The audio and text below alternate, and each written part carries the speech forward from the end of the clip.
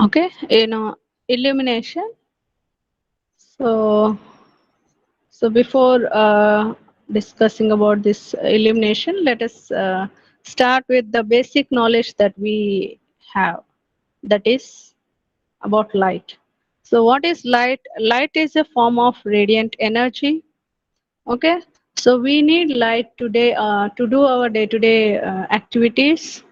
Okay, so we primarily depend on the light to do all our activities. So if natural light is not available, okay, so if natural light is not available, we will rely on the artificial lights. Okay, so you can see here different artificial lights from ancient Egyptian time to 2006. Okay, so how the artificial lights have their means they have been modified from ancient age to till today. Okay, so of course today is not 2006, but nowadays we are preferring LED lamps much more when compared to all the other lamps. Of course, we also use the fluorescent lamps, compact fluorescent lamps. Okay, so let us discuss some terms related to illumination. Okay, so let us start with color.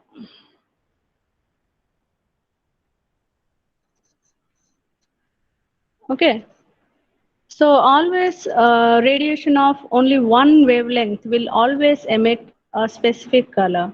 Okay, so the wavelength of visible light will always lie between 4,000 to 7,500 angstroms. Okay, the color of radiation corresponding to the wavelength you can see here in this image.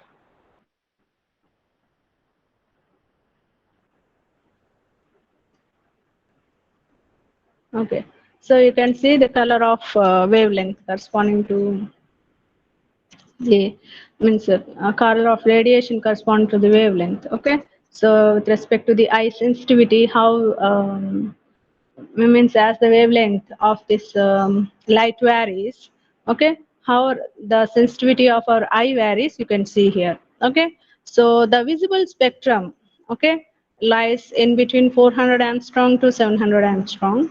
Okay, so the remaining wavelengths are ultraviolet, X-ray and gamma, and infrared and radio waves. Okay, and our human eye is more very much more sensitive when the wavelength of the light is around 5500 angstrom. Okay, so let us discuss about light.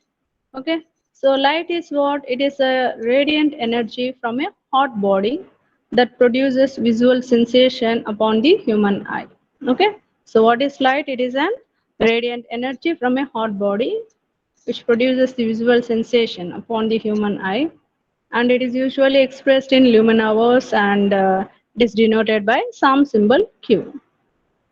Okay, so now I was telling you that light is a radiant energy from a hot body.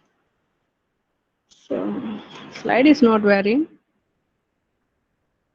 yeah. So if you see, this is an artificial lamp. Okay, so when electrical energy is given as input to this lamp, okay, so this will emit light. Okay, this lamp will emit light. So the total light emitted by this light source in all the directions, you will call it as luminous flux. Okay, so what is luminous flux? The total light emitted by this light source in all directions. Okay, now this is the area that is to be illuminated. I want this area to be brightened. Okay, so I want this light to fall on this specific area. Okay, in this specific area I want this light from this lamp to fall. Okay, so the light emitted towards a specific direction within a given angle. Okay, the light emitted towards a specific direction within a given angle, you will call it as luminous intensity. Okay, luminous intensity means the light emitted towards a specific direction within a given angle. Now the amount of light that falls from this lamp on this surface is known as illuminance or illumination. Okay, illuminance or illumination is same. Okay, it's not written here illumination, but illuminance is nothing but illumination. So the amount of light that is falling on a surface to brighten it is known as illumination. Okay, and the light is falling on the surface, and with our eyes we are able to see that light has fallen on this surface. Okay, means why we are able to see this light on the surface? Why? Because the light which is falling on the surface due to this lamp is reflecting back to our eyes. Okay, the light which is falling on the surface due to this lamp is reflecting back to our eyes. That's why we are able to see this illuminated surface. Okay, so the light that is reflected to the eyes is known as luminance. Okay, that is known as luminance. So what is luminous flux? The total light emitted by the light source in all directions.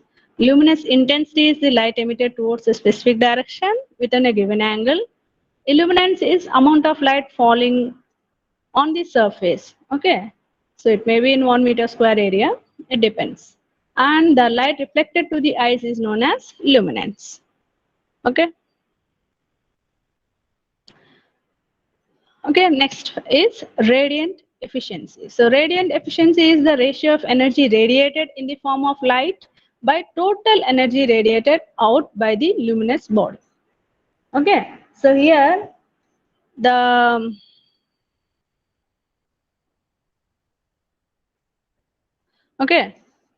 the energy radiated in the form of light from this source is these lines. Okay, and the total energy radiated out of the luminous body. Okay, so whatever number of lights luminous lines you can see, luminous flux lines I can say, are falling on the surface, all the flux lines will not be, luminous flux lines will not be reflected back towards any other surface. Okay, some of the flux lines will be absorbed into the surface. Okay, so radiant efficiency is the ratio of energy radiated in the form of light by the total energy radiated out by the luminous body. Okay, the total energy radiated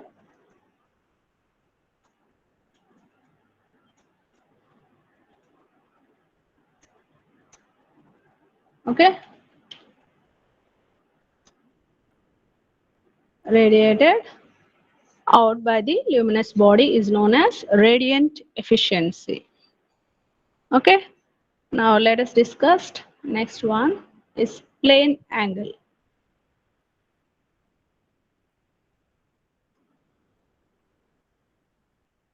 Okay, so plane angle is the ratio of arc by radius. Means what? Okay, on a plane, if you put a dot, okay, let us assume that is O, and from that dot you draw two converging lines. Okay, and you just join them together. Okay, so let us assume that this is the arc which is joining these two converging lines. Okay, and length of these converging lines is r. Okay, so if this is a circle, okay, on a two-dimensional, okay, you can see here, this is a circle. Okay, this is the center of the circle. I have drawn two convergent lines meeting the surface of this circle. Okay, and let's assume this is the arc. Okay, arc is here, it is S, but in the previous case I have written arc. Okay, so the arc by radius will give you the plane angle. This theta angle is the arc by radius. Okay, and if this radius is equal to the length of the arc, if r is equal to s, if arc is s and radius is r, if r equal to s, then the plane angle means the radians, which is the units of this plane angle, the radian will be equal to 1 radian. Okay, next one is solid angle. Okay, so if you consider a sphere, let us consider this is a sphere. From the center, draw lines towards the surface. Okay, so and let us assume all these lines are meeting the surface on this sphere from the center. Okay, you can observe these lines here. Okay, these are all the lines, okay, which are meeting the surface from, but they have started from this origin, from the center of the sphere. Okay, so the angle made by all these lines which are meeting the surface of the sphere, okay, at the center, the angle made by them is known as the solid angle, that is given by area by radius square. So if this is the radius of all the lines, okay, then the solid angle is given by area by radius square. Okay, and if you see here, so let us assume this is the center of the sphere, and this is the area covered on the surface by all the lines which are scattered and have moved towards this surface. So this is like a circle, so therefore the area of the circle will be pi r square. Okay, so area of this sphere is 4 pi r square. Okay, so you can determine the largest solid angle, which is given by area of the sphere by radius square. Area of the square is 4 pi r square and radius is r square. So r square cancel, we will get 4 pi steradian. So unit for solid angle is steradians, unit for plane angle is radians. Okay, unit for plane angle is radians, unit for solid angle is steradians. So the largest solid angle is 4 pi steradians. Okay, the largest solid angle is 4 pi steradians. Okay, and you can derive a relation between the plane angle and the solid angle. Okay, where the plane angle unit is radian and solid angle radians is steradian. So let us consider a curved surface on the sphere segment ABC, A, B, and C. Okay, we have considered a curved surface on the sphere. Okay, ABC, and the height of this curved surface is h. Okay, you can see here h. Okay, and the radius of this sphere from a center of the sphere, radius is r. Okay, so radius is r. Then the surface area of this curved surface of spherical segment will be equal to 2 pi r h. Okay, the surface area of this curved surface will be equal to 2 pi r h. Now from this figure,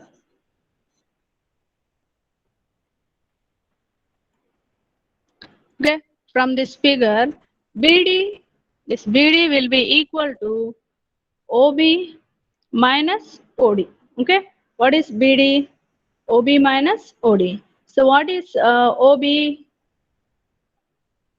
OB is what? OB is R. Okay, you can see here R. From O to B, it is R. What is OD? OD is, I can say R minus H, or if this is the angle made by this AC, and angle between A to B is theta by 2, and the angle between A to C means angle AOC is theta. If angle AOC is theta and AOB is theta by 2, then this OD you can determine from this right angle triangle. Okay, from this right angle triangle I can determine the OD. So OD is equal to what? R cos theta by 2. Okay, OD is equal to R cos theta by 2. You can see here. OD is R cos theta by 2. OB is R. BD is what? BD is H. So H is equal to R minus R cos theta by 2. Okay. So now from triangle ODA, ODA, OD is equal to R cos theta by 2. Just now I have told you. Okay. So instead of writing R cos theta by 2, okay. So, okay. So whatever I have got here, okay. So I can, I have got here R cos theta by 2, R minus R cos theta by 2. So I can take R common. Okay, if I take R common, so right.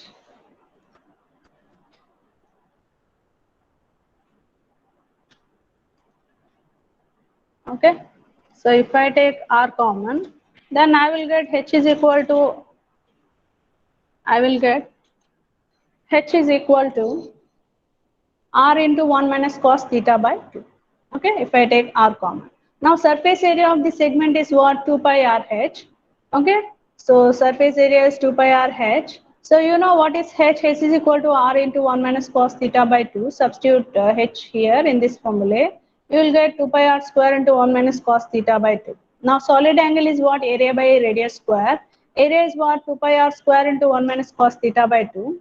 So r square cancel. You'll get solid angle equal to 2 pi into 1 minus cos theta by 2. Okay, this formula is important in your problems. If they ask you to determine the solid angle, then you have to use this formula. Solid angle omega is equal to 2 pi into 1 minus cos theta by 2. Okay, so you can represent this solid angle and plane angle relation by this. Okay, so where omega is the solid angle and what is theta? Theta is the phase angle, plane angle. Okay, theta is the plane angle, omega is the solid angle. So this is the relation between plane angle and the solid angle. Okay, plane angle is what? It is two-dimensional. Solid angle is three-dimensional. Okay. So this is it. You can see here. This is the this is with respect to plane angle. This is with respect to your solid angle. Okay. So if r is equal to this r, radius is equal to this arc, okay, they are equal, then it is one radian. If this radius is equal to this area, okay, then it is one steradian. Okay, radius is r and area is r square, then this is one steradian. Okay, so we have already discussed about this luminous intensity and okay, so units for luminous intensity is candela, luminous flux unit is lumens, luminous illuminance means illumination unit is lux, and luminance unit is candela per square meter. Okay, luminance unit is candela per square meter. Okay, these are the units. Okay, so for luminous flux units are lumens, luminous intensity candela, illuminance lux, and luminance unit is candela per square meter. Okay, so you can see here. So light is emitted in all direction is luminous flux. In a specific direction, light is emitted as luminous intensity. The surface which is brighter, which we can view from our eyes, is the illuminance. Okay, or illumination. Okay, so you can correlate the intensity of light with luminance intensity of light with the beam angle. Okay, you can see here the beam angle is varying. Here I am showing you here three cases. Okay, the beam angle is gradually increasing from as I move from my right to left. Okay, so larger the beam angle, higher is the center beam candle power. Okay, so as the beam angle increases, the center beam candle power will also increases, but intensity will be more for larger beam for smaller beam angle. You can see here it is more brighter. As the beam angle is increasing, it is becoming less brighter. Okay,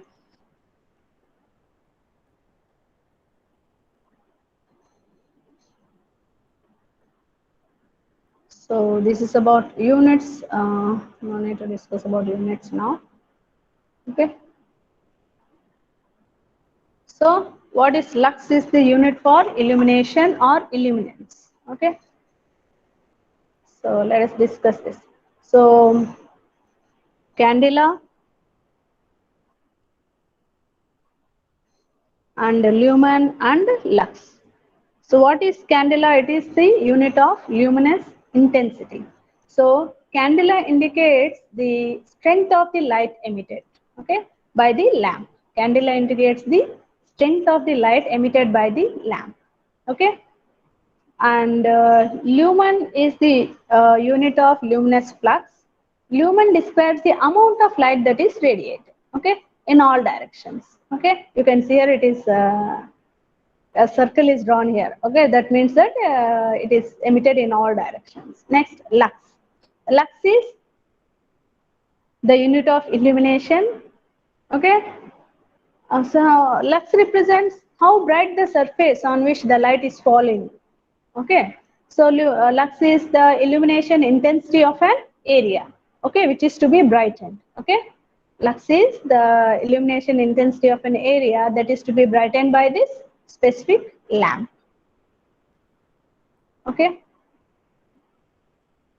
so now, so if the luminous intensity of this light source is 1 candela, okay, so at a distance of 1 foot, okay, if I want the, if the surface is to be illuminated at a distance of 1 foot, then, okay, and the area of that surface is 1 foot square, okay, then the lux, or we can call it as 1 foot candela, means the brightness of the light on the surface is measured in 1 lumen per foot square or 1 foot candela, okay, for 1 foot. If the surface that is to be illuminated by a distance of 1 meter, okay, this is the surface is to be illuminated at a distance of 1 meter, then and the area of this surface is 1 meter square. Area of this surface that is to be illuminated is 1 meter square. Then we can say that illumination is 1 lux at that particular surface. Here the illumination is 1 foot candela. Here the illumination is 1 lux. Okay. So one means if we want to eliminate the surface at a distance of 1 foot, okay, so then 1 lux is equal to 1 foot candela equal to 1 lumen per feet square. Okay, so this is for 1 foot, this is for 1 meter. If it is for 1 meter, it is units of illumination are lux. If it is for 1 foot, then units for illumination are foot candela. Okay, so we have already discussed all these terms. So now let us discuss about the brightness. Okay, so brightness is, I'll show you an image. Huh?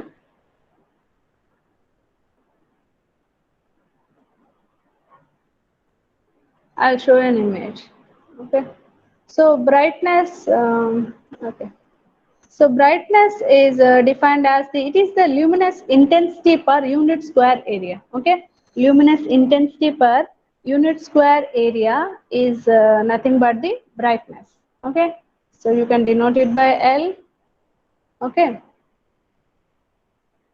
and units for brightness are, you can see here, as the wattage of these lamps is varying. Okay, as the wattage of these lamps is varying, the brightness is also varying. Okay, the brightness given out by these lamps will also vary. You can see different lamps, different wattages, and you can see, okay, so these triangles around the circle represent the how the brightness is varying. Okay, depending on the wattage of these lamps. Okay, depending on the type and the wattage of these lamps, how the brightness is varying, you can see here. Okay, so we can derive a relation between luminous intensity, okay, and illumination, okay, and brightness. Okay, so if brightness L is brightness, is given by I by pi square. Okay, where I is the luminous intensity and this is the area that is to, pi r square is not, it is the area that is to be illuminated. Okay, brightness depends on the luminous intensity and the area that is to be illuminated. So then brightness L is given by L equal to I by pi r square, and illumination, you know, it is phi by A. Okay, depends on the flux, luminous flux, and the area that is to be illuminated. Okay, so it is given by phi by A. Okay, so phi you can write it as candle power into omega. Okay, so phi is Cp into omega. So you can, where omega is 4 pi and Cp is nothing but intensity I. Okay, so I into 4 pi by 4 pi r square is the area of the surface. Okay, so if area that is to be eliminated is 4 pi r square, so I into 4 pi by 4 pi r square, 4 pi cancel, you will get I by r square. Okay, now multiply and divide by pi. If you multiply and divide by pi, you will get I by pi r square into pi. I by pi r square is nothing but L. Okay, I by pi r square is nothing but L. L means what? It is the brightness. Okay, so L into pi you will get. E is equal to L into pi. Okay, so this is the relation between illumination I and L. Okay, so now let us see mean horizontal candle power. So it is the mean of the candle power of the source in all directions in horizontal plane. Mean horizontal candle power. Next, mean spherical candle power is the mean of the candle power of the source in all directions in all planes. Okay. Means hemispherical candle power is the mean of the candle power of source in all directions above or below the horizontal plane. Okay, we have already discussed in detail. That's why I'm not going in detail into the concept. Okay, reduction factor is the ratio of mean hemispherical candle power, mean spherical candle power by mean hemispherical candle power. Lamp efficiency is luminous flux by power input, which is expressed in lumens per watt. Okay. Next, specific consumption. So it is the ratio of energy, electric power input by average candle power. Okay. Next is space height ratio.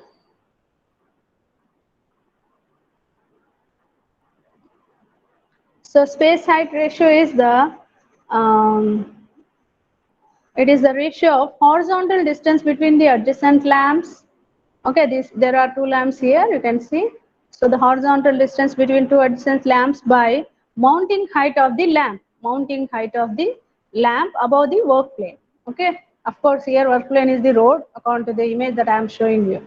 Okay, so space to height ratio is the ratio of horizontal distance between adjacent lamps by mounting height of the lamp above the work plane. Next is utilization factor. Okay, so it is the total number of lumens reaching the work plane by total number of lumens emitted from the source. Okay, so you can see here there is a table. On that table there is a lamp. Table lamp is placed here, and you can see the light rays that are falling on this book, which is the book which you have to read. You want to read. Okay, so the total number of lumens reaching the work plane by total number of lumens emitted by the source is nothing but utilization factor. Okay. Next, maintenance factor. So it is the illumination under normal working condition by illumination when everything is clean. So under normal working condition, definitely dust will be accumulated on the lamp. Okay, so I'm showing you two lamps here. You can see this lamp is means the brightness that is coming out from this lamp is less when compared to the brightness that is coming out from this lamp. Okay, so the maintenance factor is the illumination under normal working condition by illumination when everything is clean. So if you regularly clean the lamp, okay, definitely the maintenance factor will be high. Okay, next, depreciation factor. So it is the initial illumination on the work plane by maintained illumination on the work plane. Okay, so initially when you buy a new lamp, definitely the brightness will be more. Okay, so brightness that is coming out or the luminous flux lines that are coming out from that lamp will be more, brightness will be more. But as it ages, okay, as the lamp ages, what will happen? The brightness goes on ceasing, okay, because of the ages and if maintenance is not good. Okay, so depreciation factor will be always reciprocal to maintenance factor, okay, and its value will be always more than 1. Okay, next, waste light factor. Okay, so whenever we want to illuminate the surface by more number of lamps, okay, instead of using one lamp, if I want to illuminate the surface with more number of lamps, then it is observed that there will be some amount of wastage due to overlapping of the light waves. If you see here, there are 3 lamps here, okay, and the luminous flux lines are overlapping each other. Okay, whereas if you see here, okay, the luminous flux lines are not overlapping. Okay, So there is wastage of light here on this side, whereas there is no wastage of light on this side. Okay, so waste light factor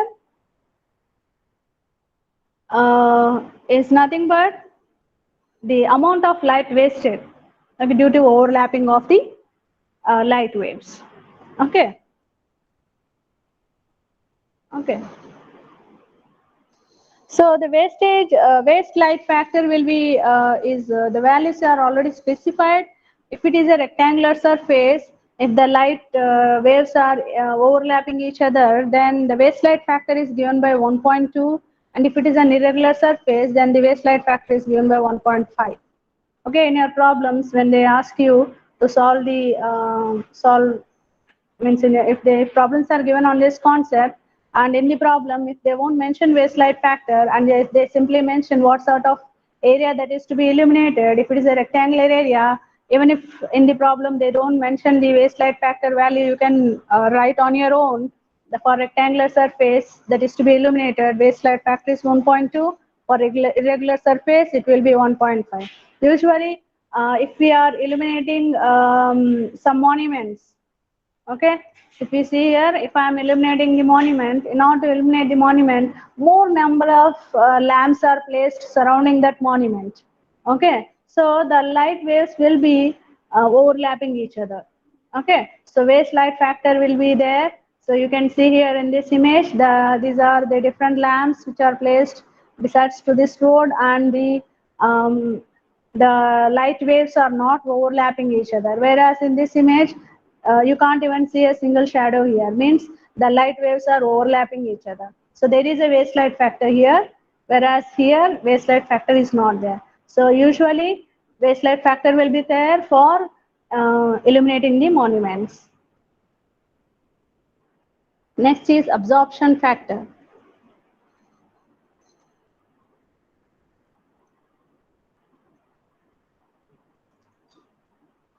Okay, so the number of, it is the absorption factor is the ratio of total number of lumens available after absorption by total number of lumens emitted from the source. Okay, so I'm showing you a natural source, that is sun. Okay, so you can see here when it is cloudy. Okay, so still the fog has covered the whole city.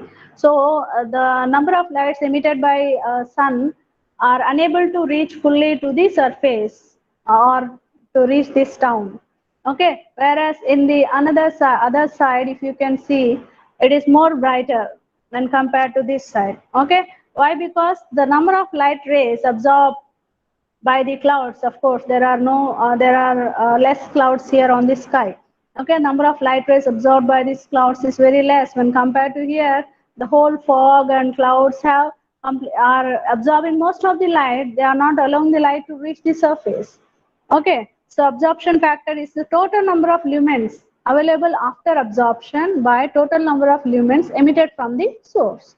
Okay, in both the cases you can see the total number of lumens available after absorption are less in this side, whereas they are more in this side.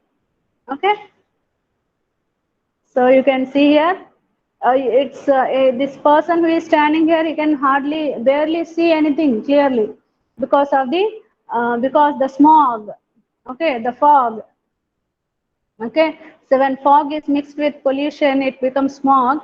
The smog it has absorbed the most of the light, and he can't see it clearly. Whereas in this image, you can see everything is crystal clear because there is no smoke or smog or fog here.